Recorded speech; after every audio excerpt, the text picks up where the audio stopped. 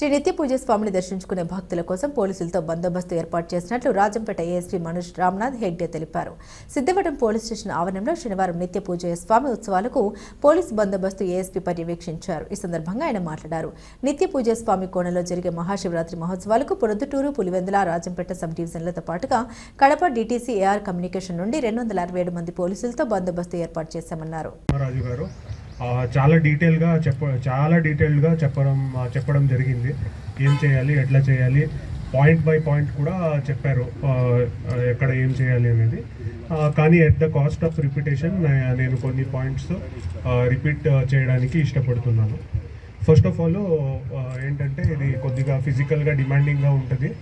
So ఆయన చెప్పినట్టుగా ఇది కొద్దిగా రిమోట్ ఏరియా ఉంది కాబట్టి, అండ్ దట్ టు అటవీ ప్రాంతంలో ఉంది కాబట్టి, అండ్ ఇన్ఫ్రాస్ట్రక్చర్ కూడా ఎక్కువ ఉండదు కాబట్టి కొద్దిగా ఫిజికల్లీ డిమాండింగ్ ఉంటుంది. సో అది మీరు గుర్తు పెట్టుకోవాలి. కొద్దిగా ఛాలెంజింగ్గా ఉంటుంది. But at the same time ఒక్కసారి కంప్లీట్ అయితే లాంగ్ టైం ఏమి ఉండదు. 1 డే కోసం మనం చేస్తున్నాం. ఫస్ట్. సెకండ్ ఏంటంటే కమ్యూనికేషన్, ఎస్పెషల్లీ ఆ పంచలింగాల నుంచి నెక్స్ట్ టెంపుల్ వరకు ఏదైతే ప్లేస్ ఉందో అక్కడ కమ్యూనికేషన్ అనేది చాలా ఇంపార్టెంట్. ఇప్పుడు ఆయన చెప్పినట్టుగా కొన్ని పాయింట్స్లో ఈ సెట్స్ కూడా వర్క్ కావు.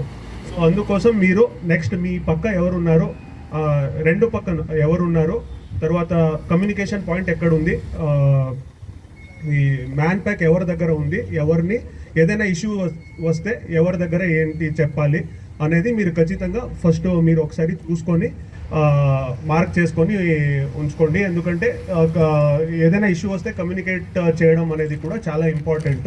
సో అది హెగ్డే సార్ గారికి, మన ఎస్బీసీఐ సార్ గారికి తోటి ఇన్సాలు అంటే ఆల్మోస్ట్ ఆల్ లోకల్ పీసీస్కి అందరికీ తెలుసు, లోకల్ జిల్లా వాళ్ళకి అందరికీ.